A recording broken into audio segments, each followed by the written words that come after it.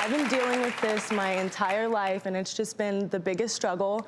I get really excessive sweaty hands and feet, specifically. I'll wake up in the morning and my hands will just be literally dripping sweat, like down my arms, and I'll have to my feet will be dripping sweat, and I'll have to jump right out of bed and put socks on because it's just so horrible, and that'll soak up the sweat. And I went to the dermatologist and I got prescribed something that gave me really bad dry mouth, which I would rather sweat than deal with that. So understandable. I'm just here to figure out what my other options are.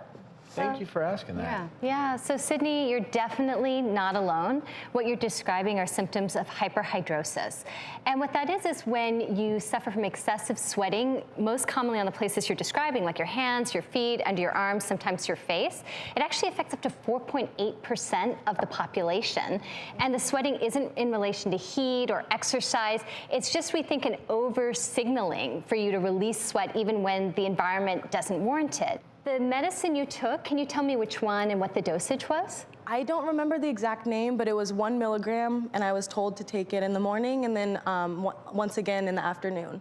Okay, so most likely it was something called glycopyrrolate, which is in this whole category of medicines which are called anticholinergics, and that means that they interrupt that signal that tells your sweat glands to sweat. So that's often for someone like you who's really suffering with this all the time on your hands and feet, many areas, a good first line. The common side effects is not only does it decrease the secretions which make you sweat, it gives you dry mouth, it makes you constipated. So one way we sort of deal with that is we try to either decrease the dose, or there's several different medicines in the same category where we could switch you and try something else. So if you were willing to revisit that, I think that might be something that might give you a little bit longer term relief.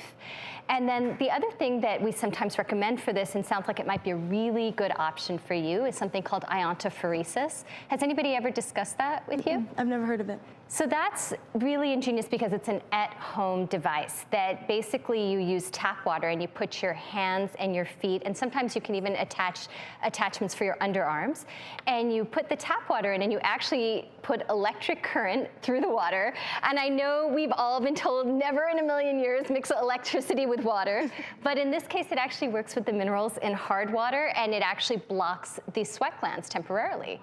So you can use this at home. Usually people do 10 to 20 minute sessions a few times a week. And then as the sweating decreases, you can actually decrease the frequency of the treatments. And one nice thing about that is it's something you can do at home versus in the office. If you come in and do Botox injections, which can be very pricey, they do work, but they only last 3 to 6 months. So you end up having to repeat them and have an outlay. So is this a would this permanently fix the sweating? So I wish it were going to fix the sweating, but I think for hyperhidrosis, we always talk about it being more of a chronic condition. Like you said, you've had it for many years. So we treat it and we maintain it. We can definitely make it better, but nothing I said is really going to cure it or make it go away permanently, but I think we can help you live with much less symptoms. So Sydney, we actually reached out to a company called R.A. Fisher, which makes electronic medical devices like the iontophoresis system, and they're going to give you one to use for your very own at home.